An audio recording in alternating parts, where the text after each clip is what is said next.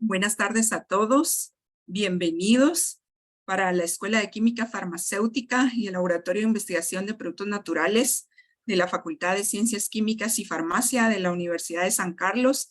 Es un gran gusto poder organizar esta actividad para toda la comunidad académica, estudiantes, profesores que pues tienen interés en estos temas tan relevantes, tan importantes, tan de actualidad como es todo lo que conlleva la inteligencia artificial para el descubrimiento de nuevos fármacos y específicamente en esta ocasión a partir de fuentes naturales.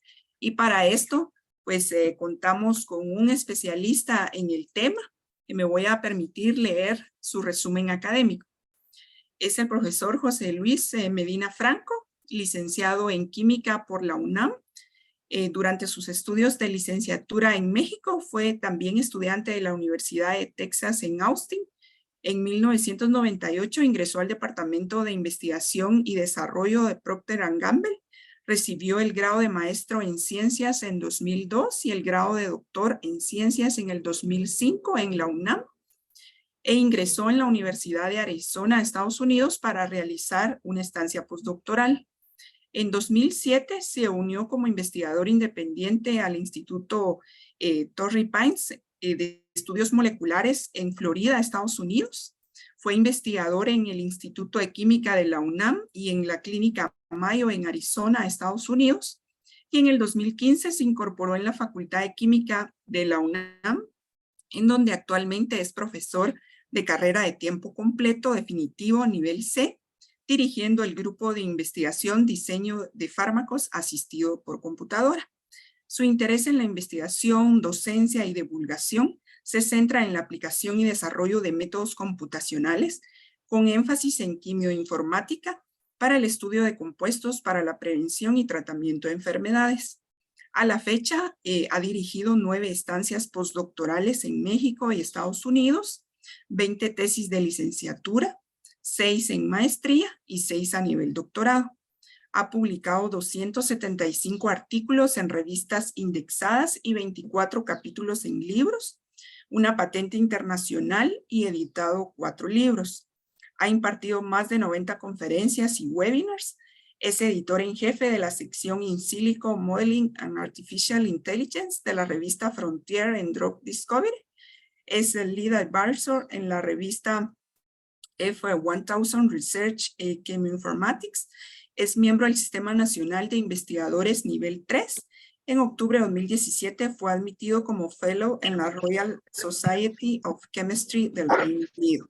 Así que podemos ver, ¿verdad?, que tenemos con nosotros un profesor de muy alto nivel que pues ha trabajado muchísimo a lo largo de todos estos años y pues tenemos un tema como una herramienta muy valiosa como es la inteligencia artificial para la selección pues de candidatos prometedores, diseño de compuestos, predicción de actividad biológica, optimización de propiedades, de la búsqueda de nuevos objetivos terapéuticos, análisis de datos y bases de datos. Así que pues sin más dejo con ustedes al profesor al cual pues le estamos muy agradecidos por participar en esta tarde y esperamos que sea pues la primera de muchas actividades que podamos realizar en conjunto con el profesor. Así que bienvenido y dejo en el uso de la palabra al doctor. Bienvenido.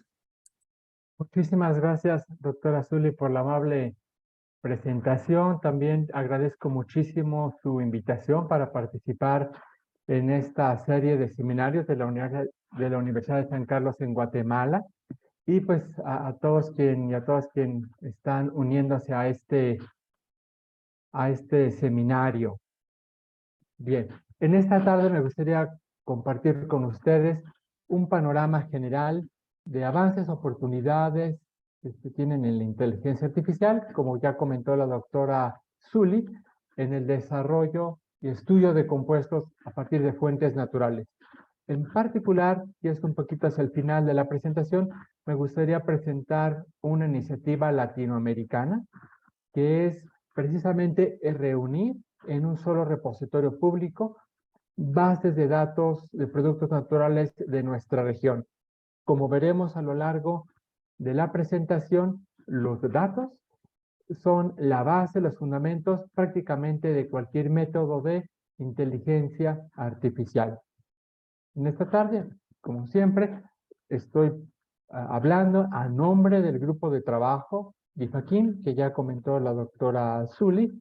Entre todos los estudiantes hemos estado avanzando en estas investigaciones que voy a presentar en esta tarde.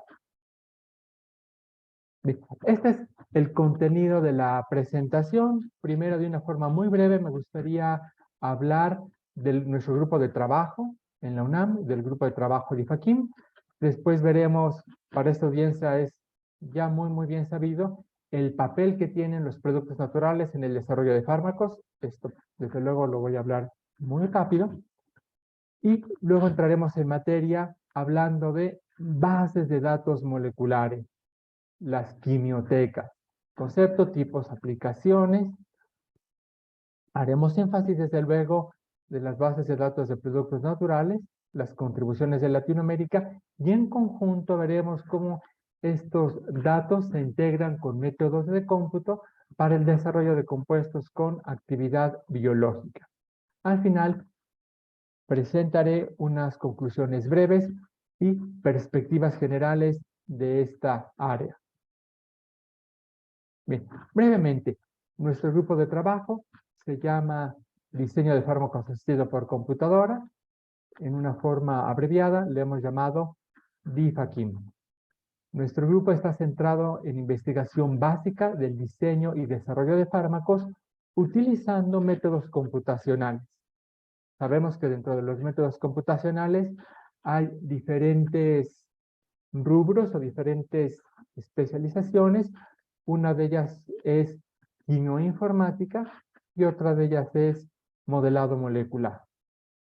Desde luego, la investigación de compuestos bioactivos pues es un trabajo en equipo, de manera que la parte computacional, incluido nuestro grupo, pues forma parte de una red de colaboraciones con otros grupos de investigación en México, en Latinoamérica y en otras partes del mundo. Aquí en la derecha se resumen las principales líneas de investigación. Una de ellas es precisamente encontrar compuestos bioactivos de origen natural utilizando métodos quimioinformáticos. Otra línea de investigación es la quimiogenómica. Esto es la unión, por una parte, de los compuestos químicos del espacio químico con el espacio biológico, y esto lo enfocamos en buscar compuestos con actividad epigenética contra diferentes blancos. Como parte de estas investigaciones existe la necesidad y la conveniencia, ya sea de utilizar o bien de desarrollar algunas aplicaciones en Internet.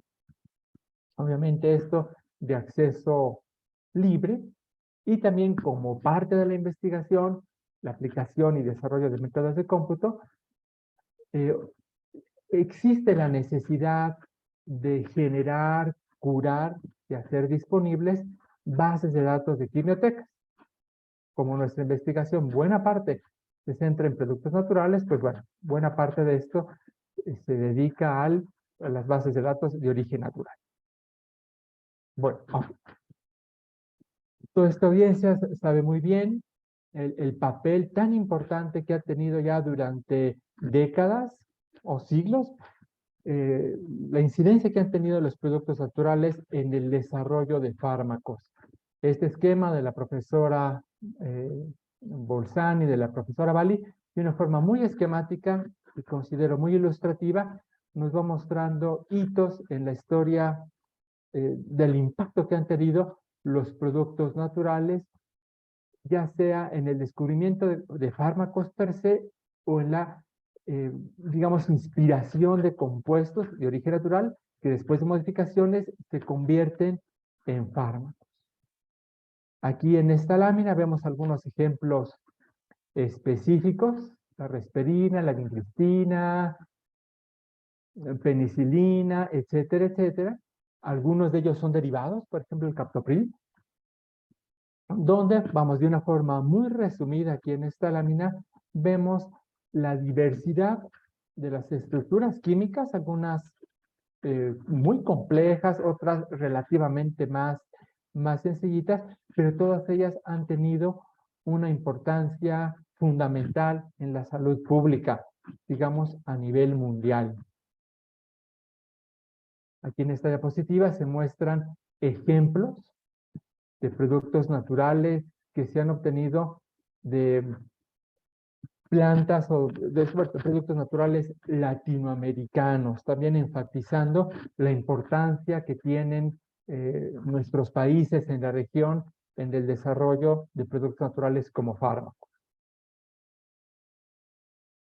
Ahora, si nosotros comparamos las estructuras químicas de los compuestos que provienen de fuentes naturales con las estructuras químicas también de fármacos, pero que se obtienen mediante otros medios, por ejemplo, síntesis, sabemos que los productos naturales tienen características estructurales particulares o distintivas. Por ejemplo, en general, tienen una alta diversidad de núcleos base, lo que aquí llamamos en inglés los scaffolds. También en general, no todos desde luego, tienen una alta complejidad estructural. Esto lo podemos cuantificar, por ejemplo, por la cantidad de átomos con hibridación sp3. En general también, si hacemos comparaciones estadísticas, productos naturales bioactivos tienden a tener un peso molecular mayor a los compuestos que vienen de origen sintético. También se observa de una forma particular una cantidad mayor de átomos de oxígeno, una cantidad menor de átomos de nitrógeno. Desde luego, todo esto lo repito, es en relación a compuestos que vienen de origen de síntesis. Y muchos de ellos tienen un log P bajo, lo que contrasta con, en algunos casos, su alto peso molecular. Aquí simplemente por fines ilustrativos, en la lámina se muestran dos productos naturales que se emplean como fármacos. Por ejemplo, aquí la digoxina, que tiene una masa molecular elevada, 781, que está por encima del parámetro de esta regla empírica de Lipinski, ¿no? Que, como sabemos, nos dice que en general un fármaco que se administra por vía oral tiene un peso molecular aproximado de 500 o menor. Sabemos que muchos productos naturales per se, así como tal, no se emplean como fármacos, pero sí han inspirado, continúan inspirando el desarrollo de otros compuestos bioactivos. Esto a través de mecanismos de optimización. Entonces, es muy común que durante estos programas de mejora, de optimización de los productos naturales, se busque mejorar una o varias de estas características que están en la diapositiva, ¿no? Por ejemplo, la potencia, digamos, la afinidad que va a tener contra uno o varios flancos terapéuticos, la selectividad, su estabilidad química o metabólica. También es muy importante mencionar que no todo lo natural es inocuo y no todo lo natural es bien para la salud per se. Sabemos que muchos productos naturales son tóxicos, ya sea de una toxicidad muy elevada, muy seria. A veces esta toxicidad está asociada con efectos secundarios no deseables, entonces parte de la optimización es disminuir o remover esa toxicidad. También en algunos casos, especialmente estructuras de productos naturales que son de alto peso molecular, no toda la parte de la estructura es farmacofórica, es decir, es indispensable para su actividad. Entonces, también como parte de esta optimización, se eliminan estas porciones que no son fundamentales. Por ejemplo, se pueden quitar algunos grupos funcionales o se remueven también centros quirales, que sabemos que cuando se va a escalar y se van a hacer estudios en las fases clínicas y sobre todo cuando ya se van a llevar a un uso clínico general, hay que sintetizar a los compuestos y los centros quirales son un reto muy importante. Entonces, si no son necesarios, para la actividad, se quitan. Aquí se muestra un ejemplo de una optimización clásica de efectos secundarios. Sabemos la cocaína como tal es un anestésico tópico, muy efectivo, pero bueno, tiene efectos adversos muy serios, vasoconstricción, toxicidad cardiovascular. Entonces, a partir de la parte farmacofórica de la cocaína, que marco aquí en rojo, se han derivado otros compuestos semisintéticos, por ejemplo, la procaína, la lidocaína, la tetracaína, que son finalmente también anestésicos, pero que tienen efectos secundarios adversos mucho más tolerables que la misma cocaína. Ahora bien, ya también por muchas décadas y actualmente se siguen utilizando métodos tradicionales y se van a seguir utilizando, lo cual está perfecto, en el aislamiento, en la caracterización de productos naturales. Pero yo creo que hoy en día, ya también desde hace varios años, de alguna u otra forma, se han empleado o se están empleando computadoras. A veces ni siquiera algoritmos de la inteligencia artificial sofisticados, a veces simplemente, vamos a llamarlo así, procesamiento de datos para poder elucidar las estructuras químicas de los productos naturales. Por ejemplo, desde que se hace una extracción, bueno, los datos que finalmente van a provenir de esa extracción se procesan por alguna herramienta computacional, lo cual nos va a permitir elucidar su estructura. También a nivel académico, a nivel de investigación, a nivel industrial, todo el mundo hacemos búsqueda de datos, minería de datos. Y hoy en día todos empleamos algún motor de búsqueda, ya sea libre o comercial, para búsqueda de información, es decir, para hacer lo que aquí llamamos el data mining. Ya un poquito más complejo, la minería o la búsqueda de datos genómicos, también se hace utilizando métodos de cómputo y todo esto nos va a ayudar para encontrar compuestos individuales, saber la estructura química y posteriormente la actividad biológica de un producto natural. Ahora bien, cuando nosotros partimos ahora de un producto natural o muchos productos naturales, uno de los primeros pasos que se necesitan hacer para después hacer cualquier método de predicción o de análisis computacional es representar a esa estructura química de forma tal que no lo pueda entender una computadora. A eso se le llama la codificación, o lo que tenemos aquí, el encoding de la estructura molecular, y esto lo vamos a almacenar en una base de datos. Ahora bien, la estructura química ya codificada en una notación lineal, que hay diferentes notaciones lineales, la más común, yo creo que de alguna forma muchos de nosotros ya la hemos utilizado, los códigos SMILES o los códigos INCI o los INCI keys.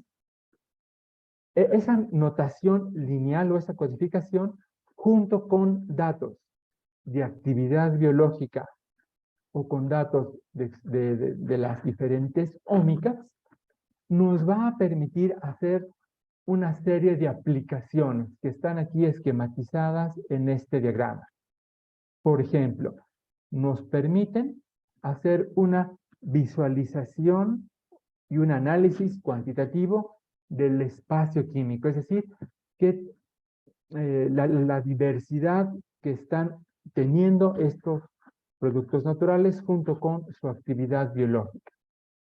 También nos permiten derivar algunos algoritmos que nos permiten cuantificar qué tanto se parece a un producto natural, lo que aquí llamamos el likeness score, como un puntaje de tipo fármaco. Algo muy importante, Estas bases de datos nos permiten predecir actividades biológicas de productos naturales.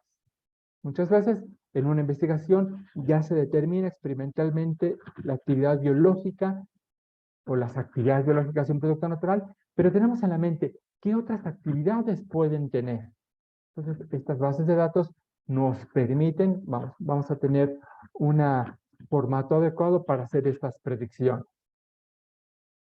También nos permiten hacerla de organización de las actividades biológicas y algo que también está teniendo una tendencia actual muy importante en la academia y en la industria es hacer el diseño de novo, es decir, de nuevas estructuras químicas inspiradas en los productos naturales. Un poquito lo que hablaba hace un momento, cómo podemos optimizar la actividad y propiedades de los productos naturales. Bueno, pues esta optimización se está haciendo con métodos de cómputo y todas estas aplicaciones que les estoy mostrando aquí tienen como raíz, tienen como fundamento las bases de datos. Ahora, yo sé por experiencia y que crear una base de datos no es la actividad más divertida, por así decirlo, pero es algo necesario y es algo fundamental. Ahora, detalles más a profundidad los vamos a estar platicando a lo largo de esta presentación, pero bueno, yo sé que muchas cosas que no podemos abarcar por cuestiones de tiempo, pero les invito aquí a todos los que se están uniendo a que lean este trabajo que hizo la maestra en ciencias Fernanda Isabel Saldívar en la UNAM con el doctor Fabián Prizón y el maestro Daniel Aldas y un servidor, donde hacemos una recopilación de las diferentes aplicaciones de inteligencia artificial en la investigación en productos naturales. Bien, en las siguientes diapositivas voy a estar hablando de algunas de estas aplicaciones representativas y voy a comenzar desde luego con las bases de datos moleculares.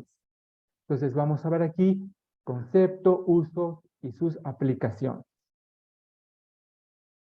Ahora, en general, independientemente del área de productos naturales, sabemos que una base de datos molecular, a veces se le llama con el nombre de quimioteca, es un conjunto de estructuras químicas que son nuestros datos, que están sistematizadas, están depositadas en un mismo lugar para su posterior uso. Esto es como cualquier base de datos.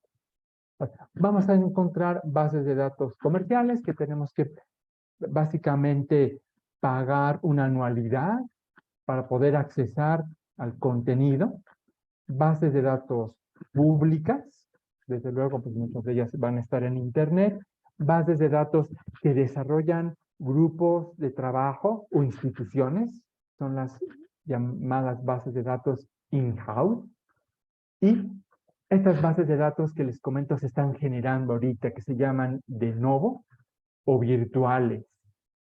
Otro nombre que también se les está dando es bajo demanda, es decir, van a ser colecciones de compuestos cuyas estructuras químicas las podemos almacenar en una computadora, por ejemplo, con códigos SMART o códigos INCI, pero físicamente no existe todavía el compuesto, hay que sintetizar. Ahora, ejemplos de esto, de los usos de estas bibliotecas moleculares, una de ellas es para búsqueda de información. También es algo que todos en el ambiente científico hacemos de alguna u otra forma. Hacemos búsqueda de datos, minería de datos, para buscar propiedades físicas, biológicas, cómo podemos sintetizar un determinado compuesto, para consultar hojas de seguridad, por ejemplo, la toxicidad. Y otro de los grandes usos de estos repositorios de estructuras es la búsqueda computacional de compuestos con potencial actividad biológica. Dicho de otra forma, nos sirven para hacer el filtrado o la selección de compuestos para después mandar a evaluar en un experimento. Técnicamente hablando, pues esto le llamamos filtrado computacional o virtual screening en la literatura en inglés. Aquí en esta lámina se están mostrando ejemplos concretos de bases de datos que están reunidas o que tienen en común diferentes tipos de información. También en las universidades, académicas, hospitales, centros de investigación, gubernamentales, etcétera, pues hay bases de datos, por ejemplo, como acceso, como ChemSpider, Chemical Universal Database, que tienen la información de estructuras químicas junto con información espectroscópica, de cómo las podemos sintetizar, información de reactividad, información termodinámica. Va a haber otras bases de datos que tienen datos de bioactividad. Aquí remarco en rojo dos que son muy comunes, como PubChem o ChemBiel, y otras que están aquí abajo. Una base de datos pública que contiene datos de fármacos en uso clínico, algunos de ellos que han sido ya descontinuados, pero que en algún momento estuvieron en uso clínico, es DrugBank.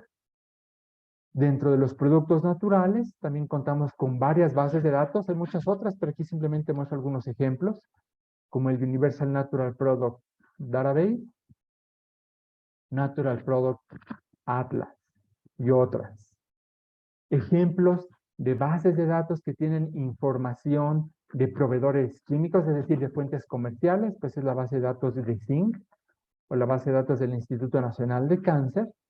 Y también hoy en día, con este auge que está teniendo el diseño de nuevos, valga la redundancia, de nuevos compuestos, se están generando bases de datos públicas y comerciales de fragmentos, es decir, de aquellas componentes individuales, o en inglés building blocks, que nos permiten construir estas bibliotecas de nodo.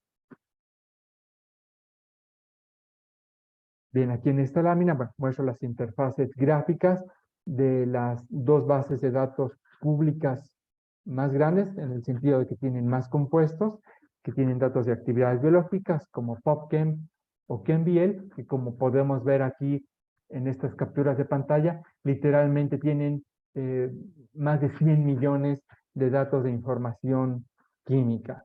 Muchas de estas, sabemos, estas bases de datos a su vez están alimentadas de la literatura científica. Obviamente aquí nada más, ¿verdad? Es algo muy complejo. Se colectan, se curan y se ordenan en una misma plataforma que podemos accesar. Mencioné hace unos momentos que una de las grandes aplicaciones de estas bases de datos, de productos naturales de cualquier tipo, es que nos permiten identificar compuestos bioactivos a través del cribado virtual o un filtrado. Entonces, como cribado virtual, simplemente lo podemos entender como un mecanismo de selección, que bueno, es muy común representarlo visualmente con un embudo, en donde partimos de una serie de estructuras candidatas que pensamos que pudieran tener actividad biológica, por ejemplo, compuestos naturales que se están aislando en un laboratorio, o compuestos que provienen de colaboraciones o que están disponibles en forma comercial. Y nos preguntamos, bueno, pues ¿cuál de estos compuestos pueden tener una actividad biológica de interés? Aquí nada más quiero remarcar que por muy sencillo o muy complicado el método computacional que estamos empleando, siempre vamos a tener hits computacionales que tenemos que someterlos a una evaluación experimental. Aquí se muestra ya de una forma un poquito más específica los diferentes métodos computacionales que hay para hacer esta selección o estos filtrados computacionales. Nuestro punto de partida nuevamente es una o más bibliotecas químicas, estas chemical libraries. Ahora bien, es muy común que antes de hacer la selección de potencial actividad biológica contra uno o varios blancos terapéuticos, se remuevan, se quiten compuestos que de antemano sabemos que van a tener problemas, ya sea de absorción, de distribución, de metabolismo, o potencial toxicidad, o también quitar, y esto voy a ponerlo entre comillas, o quitar o dar menor prioridad a aquellos compuestos que no están dentro de las reglas empíricas de Lipinski. Bueno, una vez que hacemos esta remoción general, pues por ejemplo, muy claro, ¿no? Compuestos que tienen un peso molecular excesivamente elevado, de más de 1000, por ejemplo, Daltons, que tienen grupos muy reactivos o muy inestables, eso sí, de entrada lo podemos eliminar. Después vamos a emplear, dependiendo de la información que tengamos en nuestro problema específico, métodos ya sea que se clasifican como de diseño basado en la estructura, es decir, en la estructura del blanco terapéutico, si es que lo conocemos, o podemos emplear métodos basados en el ligando, es decir, de compuestos que por la literatura ya sabemos que son bioactivos y los cuales vamos a tomar como referencia. Ejemplos de métodos clásicos muy comunes de diseño basado en la estructura es acoplamiento molecular o docking, que es un método muy rápido, también es relativamente burdo, muy aproximado, pero que nos permite hacer una selección rápida de los compuestos de nuestra biblioteca química. Por otra parte, dentro de los métodos basados en el ligando, uno de los métodos más clásicos que se viene empleando desde la década de los 60 son métodos de predicción mediante estudios de relaciones estructura-actividad o QSAR. Ya en décadas mucho más recientes y hoy en día se están empleando métodos de aprendizaje de máquina más sofisticados, de capa profunda, por ejemplo, que de alguna u otra forma, o sea, el espíritu es, en esencia, lo mismo que el QSAR, es decir, partimos o entrenamos a una serie, a un modelo con moléculas que sabemos que tienen una actividad biológica, es decir, el modelo aprende de esas actividades biológicas, aprende de esas relaciones estructura-actividad y a partir de ese aprendizaje hace la predicción de nuevas propiedades. Antes, en la década de los 60, eso se hacía con sets de moléculas de decenas, poquitas centenas. Hoy en día, con estos métodos de capa profunda, se pueden entrenar modelos con miles o con millones de datos. Bueno, ya sea que empleemos métodos basados en la estructura o de ligando, finalmente vamos a querer seleccionar moléculas que las vamos a priorizar, las ponemos así como se dice en inglés, ¿no? Los front runners, los ponemos delante de nuestra lista y se tienen que someter a una o varias pruebas experimentales. Bueno, generalmente en la vida práctica, los hits ya que tienen una actividad biológica experimental y comprobada, vuelven a retroalimentar las bibliotecas químicas de inicio. Pero ustedes se preguntarán, bueno, ¿esto ha funcionado o está funcionando? Pues la respuesta es que sí. Aquí en esta lámina se muestran algunos ejemplos de muchos reportados en la literatura donde varios de estos métodos que les acabo de resumir se han empleado para la identificación de compuestos bioactivos.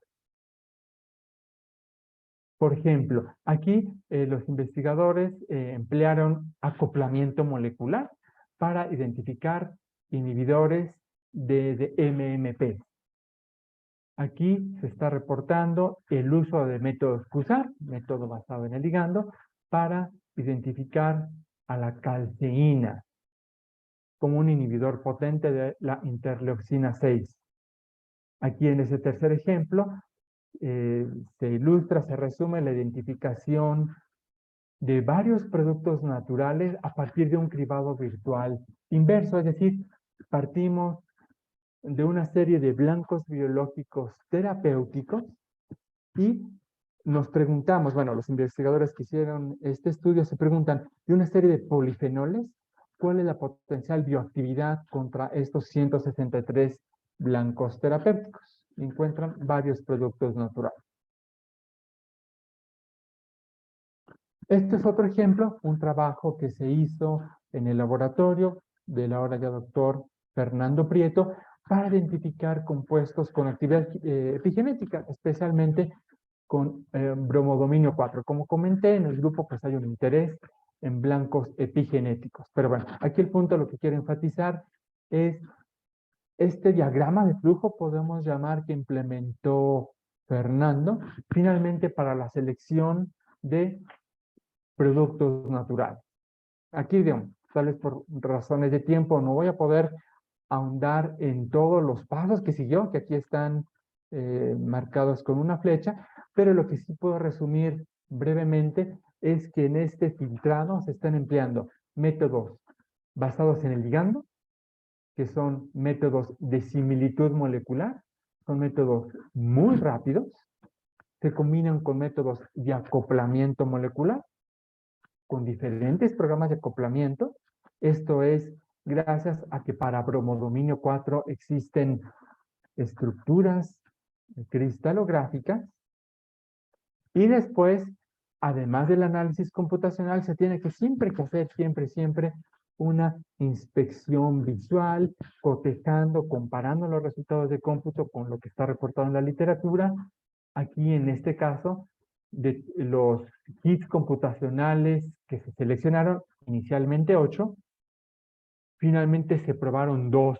Y esto se hizo a veces por cuestiones prácticas, ¿no? Por el costo, la disponibilidad de la materia prima. Y bueno, uno de los 2 kits computacionales que se seleccionaron se evaluaron en ensayos de inhibición enzimática, y uno de los compuestos, la mentoflavona, mostró actividad contra el bromodominio 4. Bien. Este es otro, repito, de muchos casos documentados de aplicaciones exitosas de métodos de cómputo en la investigación en productos naturales. Este es un trabajo en el grupo de investigación del doctor Gisbert Schneider en el ETH en Suiza, donde emplean una combinación de diferentes métodos computacionales. Aquí, bueno, en la diapositiva están resumidas las principales etapas. Primero se hace un filtrado del diccionario de productos naturales. Este diccionario de productos naturales, de hecho, es comercial. Este filtrado se hizo utilizando métodos de similitud molecular, un método basado en el ligando. Repito, es un método extremadamente rápido. Cuando digo extremadamente rápido, me estoy refiriendo a que podemos evaluar en fracciones de segundo la similitud de un compuesto prueba contra un compuesto de referencia activo. Bien, de los kits que encontraron de esos estudios de similitud molecular, se comprobó su actividad in vitro, se encontraron 3 compuestos bioactivos, y aquí es donde tiene la incidencia con las cuestiones prácticas. Muchas veces la síntesis del producto natural, si lo estamos pensando en gran escala, no es tan sencilla, no es tan práctica. Entonces aquí lo que hacen el grupo de investigadores es tomar estos productos naturales como plantillas o como puntos de partida para hacer el diseño de nuevo de otros, podemos llamar, pseudoproductos naturales, que también mostraron la actividad contra el receptor retinoico X. Bien, ahora, la generación de estos pseudoproductos naturales también es una de las tendencias que se están dando en la investigación. Este es un concepto que ha desarrollado mucho el grupo del profesor Ballmann en Alemania, y aquí lo que ellos hacen es partir de colecciones de productos naturales, colecciones digitales, públicas o privadas, las fragmentan, obtienen fragmentos representativos y después unen experimentalmente estos fragmentos y obtienen productos naturales relacionados o inspirados en estos fragmentos, y por eso le llaman los pseudoproductos naturales. Ahora, estos pseudoproductos naturales, después de hacer la síntesis, están haciendo evaluaciones biológicas y se está viendo que tienen la actividad biológica ya sea comparable o mejorada que los productos naturales originales. Esto se hace simplemente por cuestiones prácticas, porque muchas veces la síntesis del pseudoproducto natural es menos complicada que la del producto natural original. Ahora, computacionalmente, algo que está en el corazón de la creación de los pseudoproductos naturales, pues es la generación y el análisis de los fragmentos que provienen de los productos naturales. Hoy en día podemos encontrar ya algunas bibliotecas comerciales de fragmentos de productos naturales, pero también colecciones de libre acceso. En esta dirección, la alumna de doctorado Ana Chávez, en el grupo de investigación en UNAM, generó en ese trabajo, en colaboración con el doctor Norberto Sánchez, una biblioteca de fragmentos que tiene más de 500,000 de fragmentos de productos naturales, y esta colección a su vez se derivó de otra quimioteca pública de productos naturales con más de 400,000 compuestos. Ahora, los archivos como tal, las estructuras químicas de estos fragmentos están disponibles en forma pública como parte del material suplementario de este trabajo para que se puedan generar estas colecciones de pseudoproductos naturales en forma computacional. La misma maestra en ciencias, Ana Chávez, también como parte de su proyecto y de sus investigaciones, ha generado bases de datos diversas de productos naturales que también están disponibles en forma pública. Aquí en este trabajo se reportan 3 colecciones diversas de productos naturales que a su vez se seleccionaron del Universal Natural Product Database, una de las bases de datos públicas que mencioné hace un momento. Estas colecciones tienen un tamaño de casi 15,000, 7,000, casi 500 y casi 5,000 compuestos. Y estas colecciones también son muy útiles para tomarlas como punto de referencia en diseño de nuevos compuestos.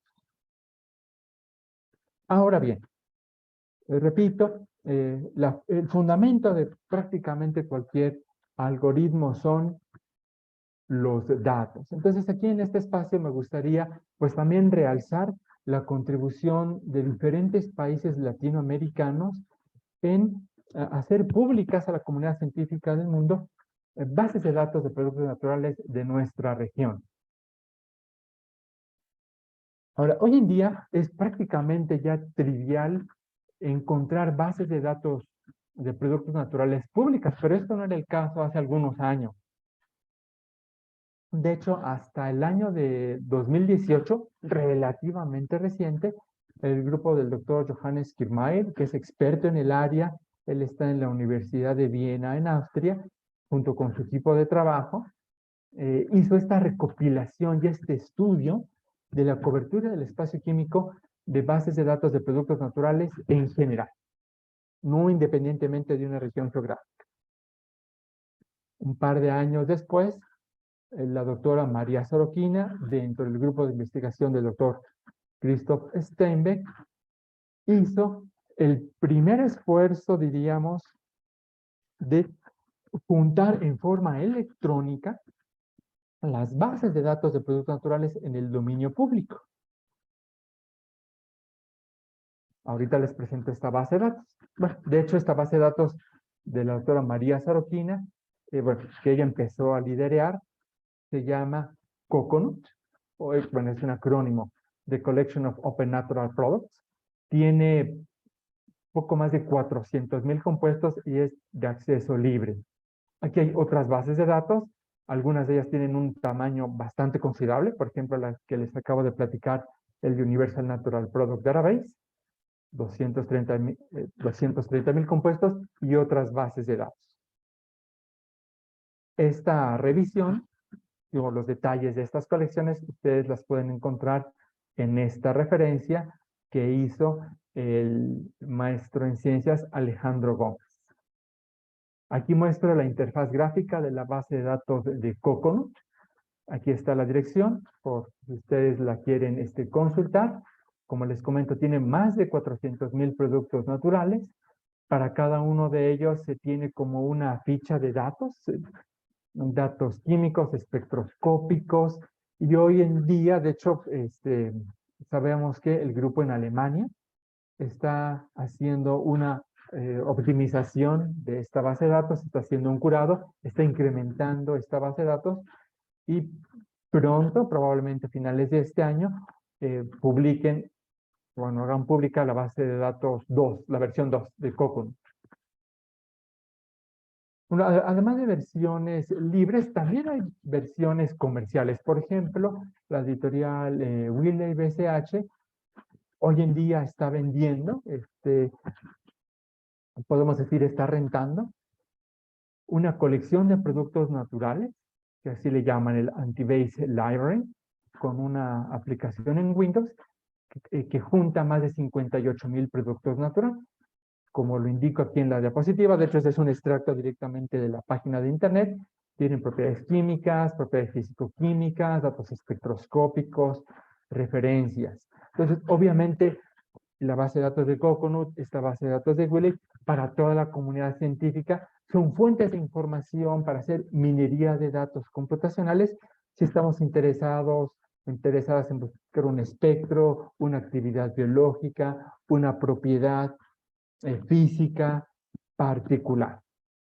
Ahora, el hacer estas bases de datos no es nada trivial. Quien haya hecho bases de datos sabe que es una tarea muy laboriosa, de mucho cuidado, especialmente porque hay que tener cuidado que la información sea correcta. Esto pensando en los usuarios, ¿no?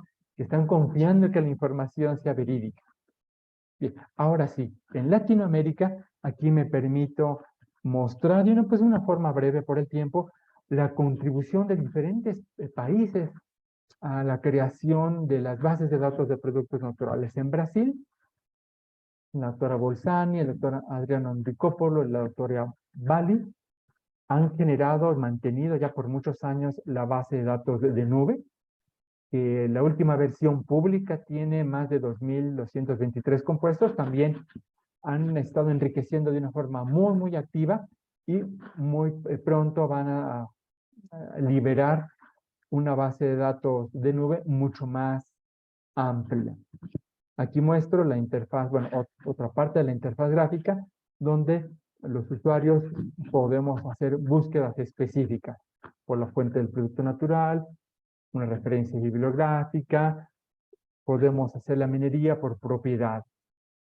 Aquí, quienes estén interesados, aquí en este enlace está una conferencia que dio la doctora Mariela Bali, perdón, detallando todos la arquitectura y el contenido de la base de datos de nube.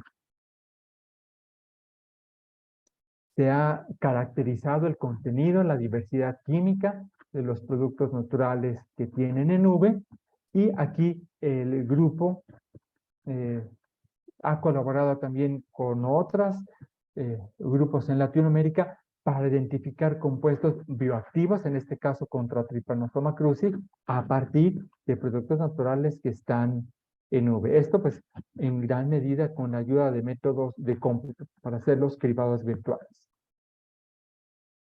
El grupo del doctor Miguel Ángel Chávez ha hecho un trabajo muy importante para generar la base de datos de Perú, NPDB, base de datos de productos naturales peruanos. Este proyecto está liderado, como les comento, por el doctor Chávez, en la Universidad Católica de Santa María, en Arequipa, Perú. Esta es la interfaz gráfica, la dirección web de acceso libre, y también desarrollaron una aplicación que podemos hacer búsqueda de datos directamente en una plataforma móvil. Así como se ha caracterizado el contenido de la base de datos de nube, también se ha caracterizado la diversidad de propiedades, la cobertura en el espacio químico de estos productos naturales peruanos. En Panamá, el doctor Dionisio Olmedo, ya por varios años, también es otro esfuerzo muy importante, ha creado, curado y está actualizando una base de datos de productos naturales de Panamá.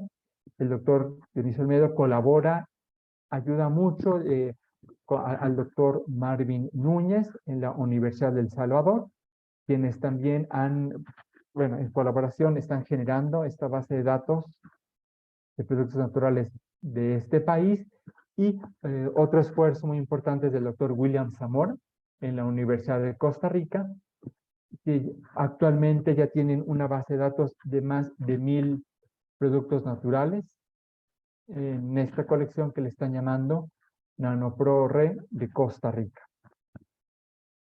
En México se están generando varias bases de datos de productos naturales, particularmente en nuestro grupo de investigación. Se está generando esta base de datos que le llamamos Biofakim, tiene a la fecha 553 compuestos, y esta base de datos se puede accesar a través de la página de Zinc. Otras páginas, otras bases de datos que están disponibles en páginas de internet es la de Sistemat, que está coordinada por el doctor Marcus Tullius Scotti en la Universidad Federal de Paraíba. También la han estado construyendo, mejorando ya por varios años. En la última versión que publicaron en 2021, dentro de diferentes aplicaciones que implementaron, incluye la predicción de actividades biológicas mediante la plataforma de PAS.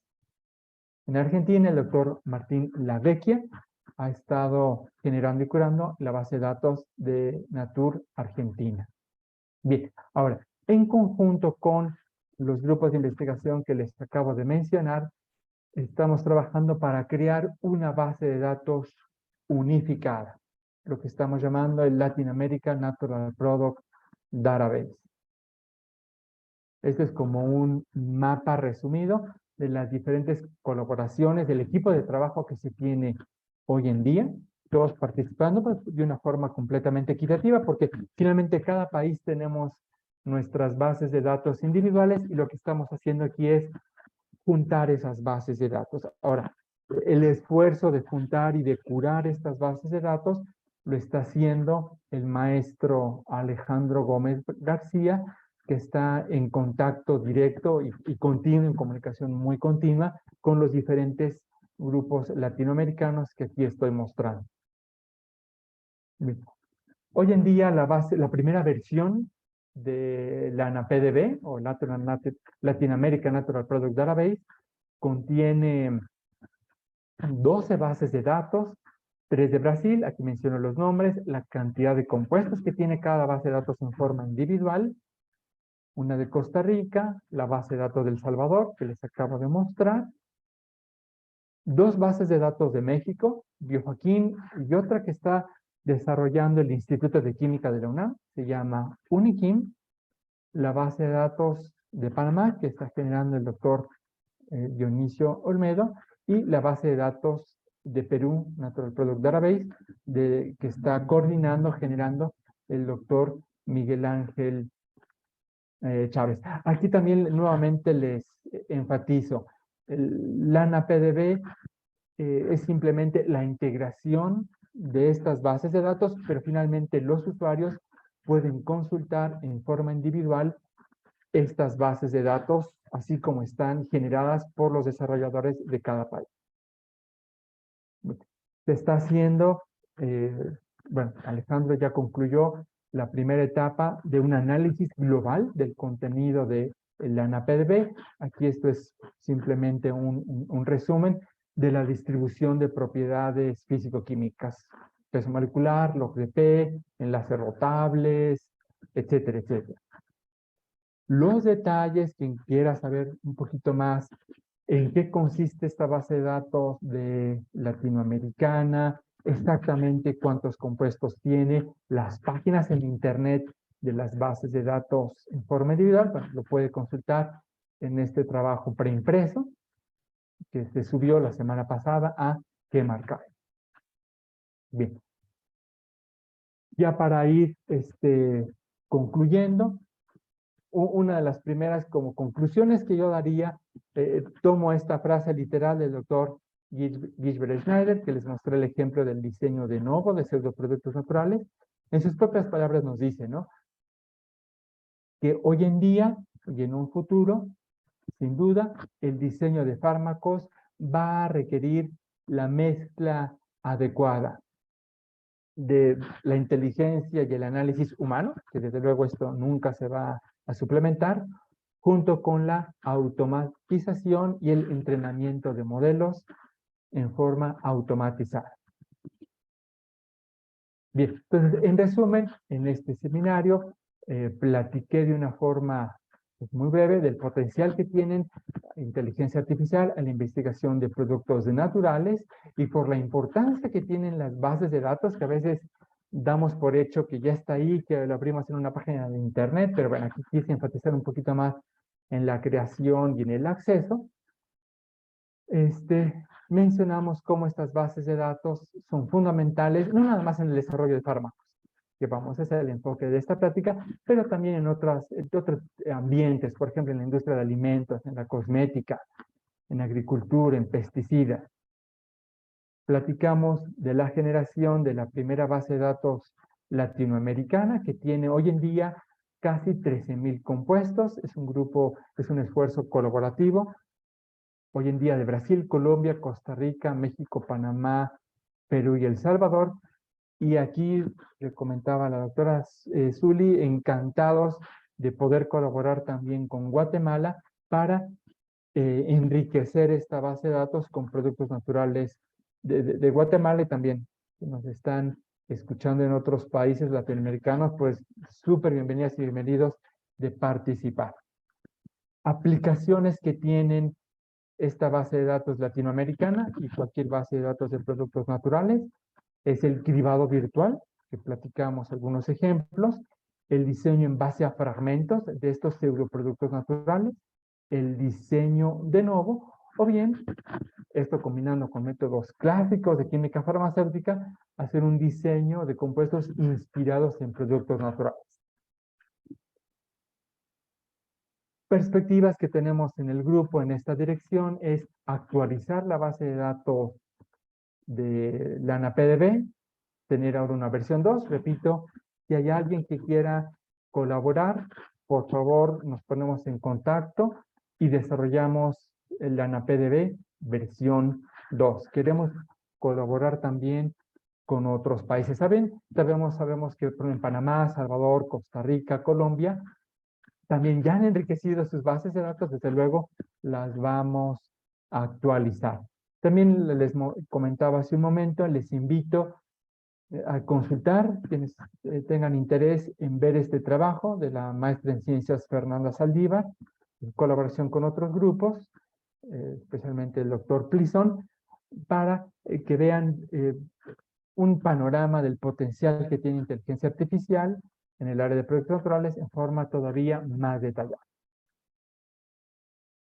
Para concluir, quiero agradecer al grupo de investigación Biofaquima, a los estudiantes que están aquí en las diapositivas, especialmente en este proyecto particular que estoy marcando aquí en rojo, a las fuentes de financiamiento de México y de otros países, y desde luego en el esfuerzo de la AnaPDB a todo el equipo de trabajo, que bueno, en conjunto estamos haciendo esta base de datos latinoamericana.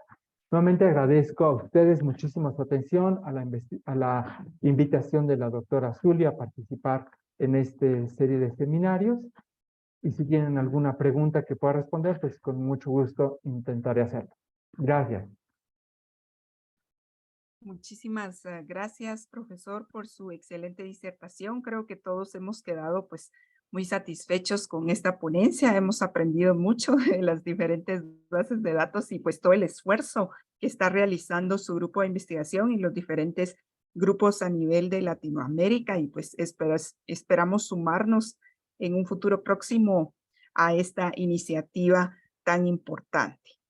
Tenemos pues algunas preguntas del público.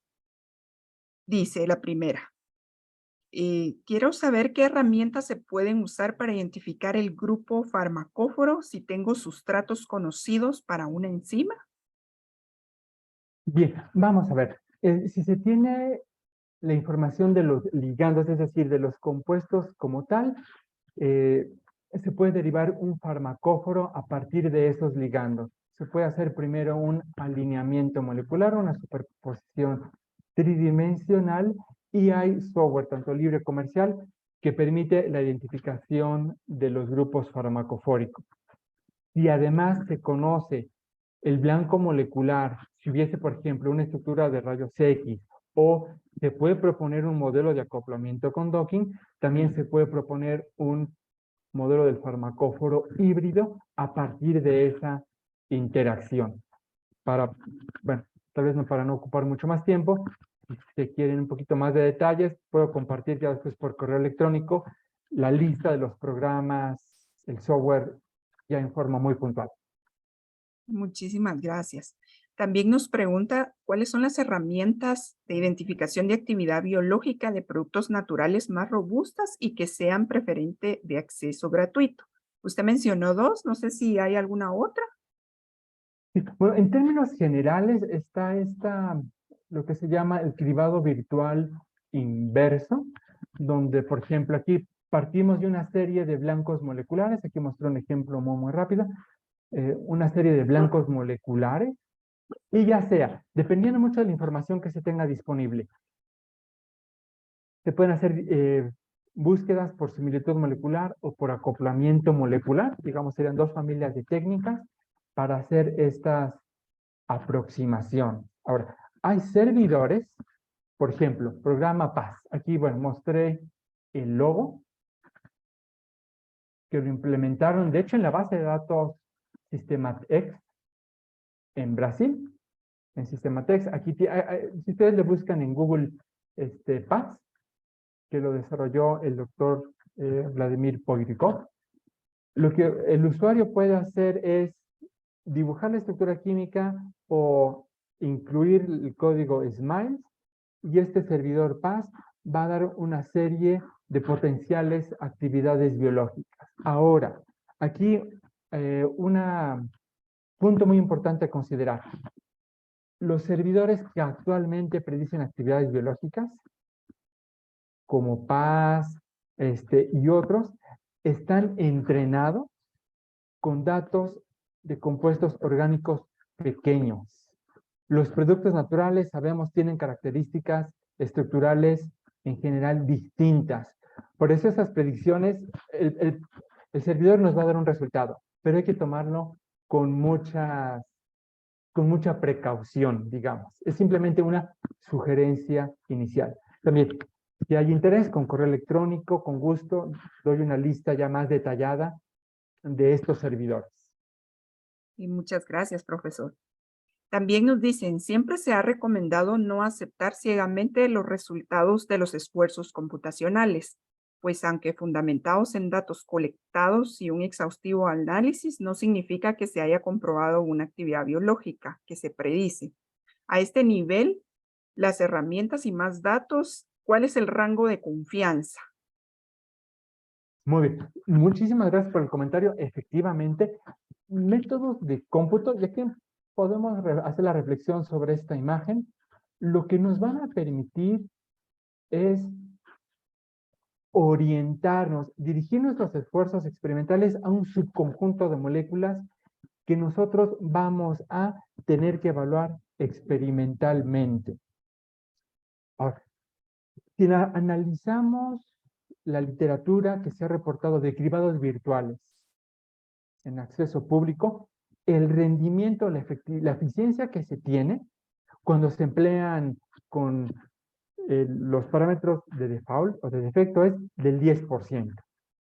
Esto es relativamente bajo, pero si lo comparamos con un rendimiento experimental, por ejemplo, de cribados de alto rendimiento, high-throughput screening, un método, digamos, ciego experimental es menos del 1%. O sea, hay 10 veces más probabilidades de encontrar compuestos bioactivos. Para todos quienes vayan a hacer o estén colaborando con grupos computacionales, o quienes lo vayan a implementar, es muy importante conocer muy bien los detalles del sistema.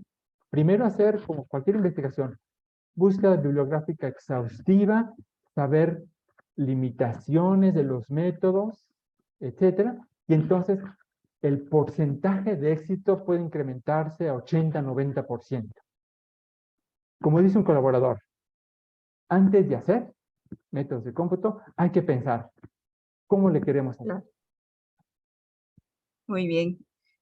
Dice, al momento de analizar los resultados de un acoplamiento molecular, ¿es más importante ver la pose de ligando en el sitio activo o el scoring obtenido?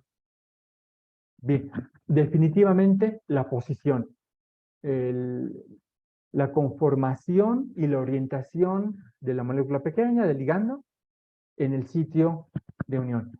El puntaje o el score es un valor extremadamente aproximado.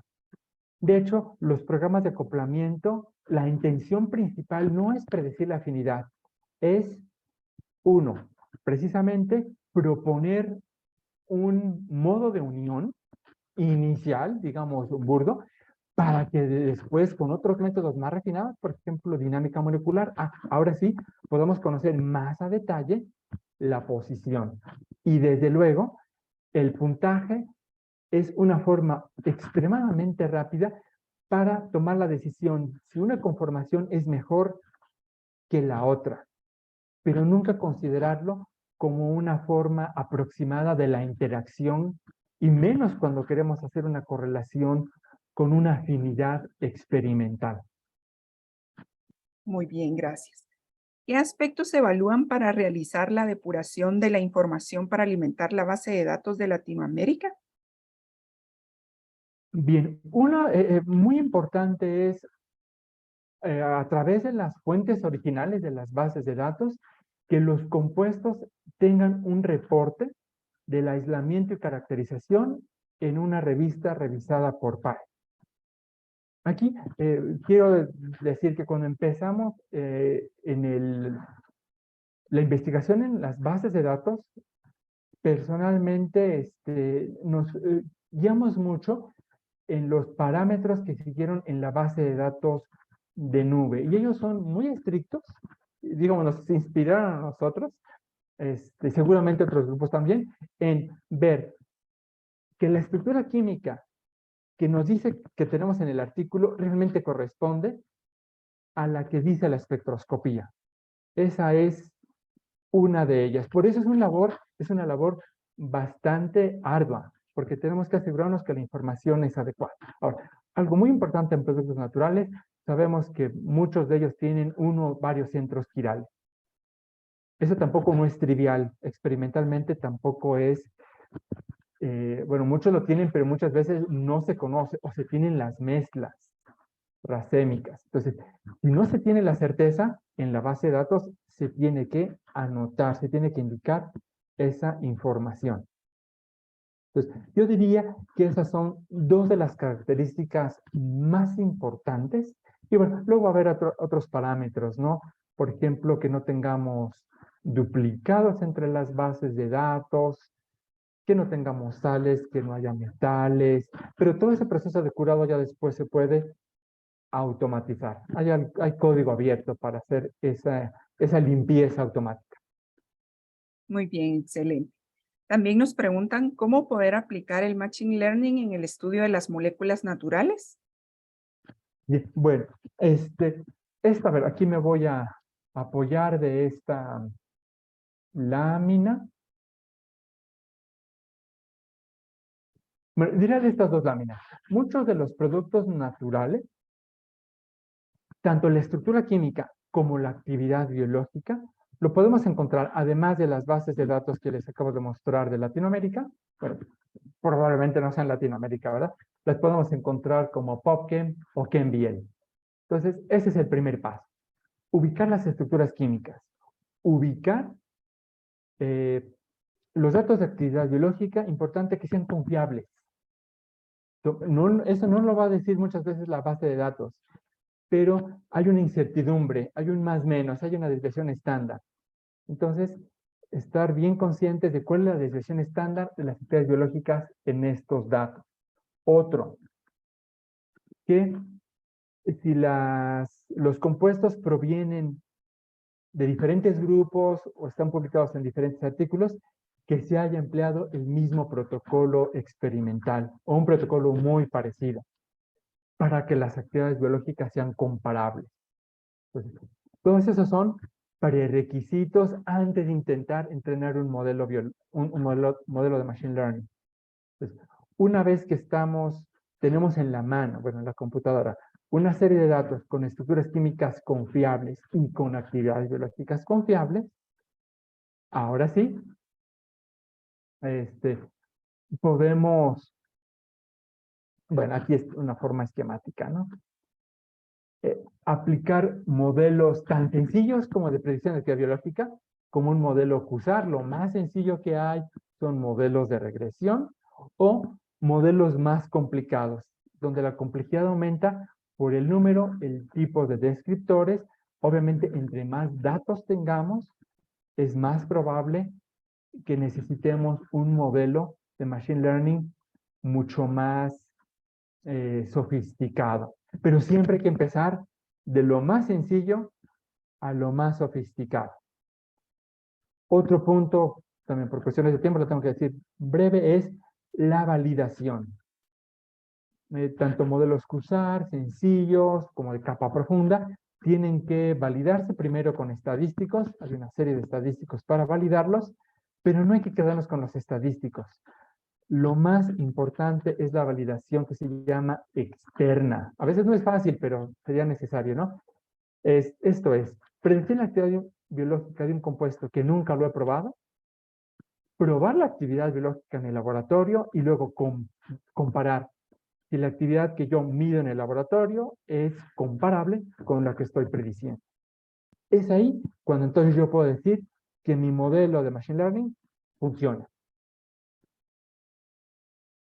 Muy bien. También nos preguntan cómo se puede participar para la alimentación en la base de datos de Latinoamérica. Muy bien.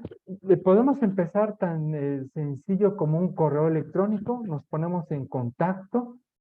La doctora Luli, con toda confianza, puede compartirles mi correo electrónico. Si gustan, aquí mismo lo tecleo en el chat. Es medinajl@unam.mx o jose.medina.franco, jose.medina, lo estoy teclando, .franco@gmail.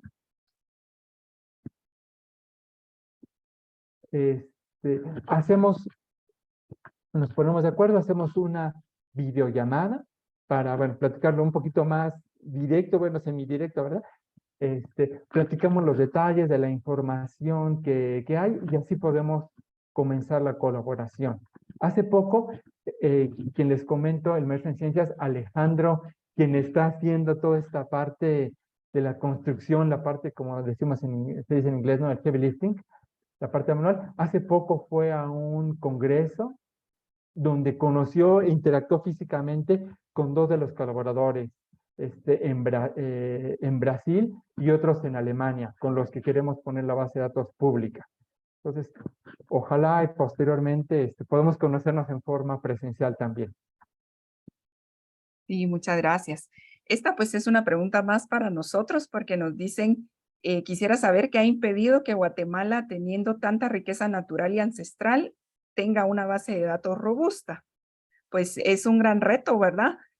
Como decía el profesor, no es algo fácil, es una herramienta muy importante, muy valiosa que hay que desarrollar, claro que sí, sabemos que lo tenemos que hacer, no ha sido una rama como de las más fuertes en nuestra facultad, pero yo creo que vamos a iniciar pronto, ir fortaleciendo todas estas áreas y pues lo que nos haga falta, ¿verdad? Irlo cada vez más enriqueciendo. Hay datos, claro que sí, hemos hecho pues diferentes investigaciones, tenemos información y ahora pues nos toca fortalecer esta parte, ¿verdad?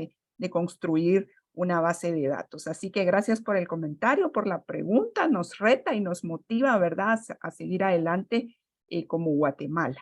Y pues con todas estas colaboraciones creo que es factible, ¿verdad? Así que muchas gracias, profesor, siempre por esa apertura. Y pues muchas felicitaciones, todos pues agradeciendo el compartir. También nos dicen que les gustaría participar en esa formación de la base de datos, o sea, hay interés, ¿verdad? Tanto en nuestra facultad como en otras universidades. Yo creo que podemos unirnos como Guatemala y hacer ese esfuerzo. Así que pues muchísimas gracias. Creo que no hay más preguntas. Así que quisiera dejar en el uso de la palabra a nuestra directora de escuela también para que dé unas palabras de agradecimiento. Bienvenida, directora Lucrecia Martínez de Hasi. Muchas gracias, Zuli. Buenas tardes a todos. Qué gusto poder estar con ustedes el día de hoy en esta sala virtual y compartir la excelente ponencia que nos ha brindado el doctor José Medina Franco. Y como vimos, la inteligencia artificial pues ha revolucionado numerosas industrias, la educación y por supuesto la investigación y desarrollo de fármacos. Esta no es la excepción, ¿verdad? Ha abierto nuevas oportunidades emocionantes en el campo de la medicina y la farmacología. Y bueno, la conferencia que nos ha presentado el doctor marca la forma en que se aborda esta búsqueda de nuevos tratamientos, la base de datos tan interesante que se está construyendo en Latinoamérica y que nos presenta, y agradecemos esta invitación que nos hace al grupo de investigadores a nivel nacional que puedan unirse, pues abre muchas posibilidades de investigación que es interesante poder desarrollarlas. Así que en nombre de la Escuela de Química Farmacéutica agradezco al doctor Medina Franco por tan interesante ponencia y quiero felicitar a su equipo de trabajo por el desarrollo y la implementación de la inteligencia artificial a partir de las fuentes naturales. Y de igual manera, felicitar al equipo de trabajo del IPRONAT, del Departamento de Farmacognosia y Fitoquímica, liderado por la doctora Zuli Cruz, por la organización de estas actividades. Damos por concluida la actividad e invitamos a que estén pendientes de las siguientes capacitaciones que ofrecemos como Escuela de Química Farmacéutica a través de los diferentes departamentos y unidades de investigación. Así que muchas gracias a todos por estar pendientes, por su participación y que tengan una feliz tarde. Gracias, doctora Silvia. Muchas gracias. Vamos a hacer entrega del diploma de reconocimiento por la excelente participación como conferencista. Y dice, pues, la Universidad de San Carlos de Guatemala, Facultad de Ciencias Químicas y Farmacia de la Escuela de Química Farmacéutica, el Departamento de Farmacognosia y Fitoquímica, Laboratorio de Investigación de Productos Naturales, otorga el presente diploma al doctor José Medina Franco por su valiosa participación como ponente en la conferencia Avances, Oportunidades y aplicaciones de la inteligencia artificial en el diseño y desarrollo de fármacos a partir de fuentes naturales, dado en la ciudad de Guatemala, 29 de agosto del 2023, firma mi persona como jefe del departamento y la licenciada Lucrecia Martínez de Hasi como directora de la escuela. Así que pues muchísimas gracias, doctor, muchas felicitaciones, muchos agradecimientos en el chat de diferentes países, de Panamá, Yelcaira, Dionisio, muchos saludos también, excelente presentación. Así que pues muchas gracias, doctor. Esperamos contar en futuras oportunidades con su participación. Muchísimas gracias, doctora Zuli, y a todas y a todos, muchísimas gracias. Muchas gracias. Feliz tarde a todos.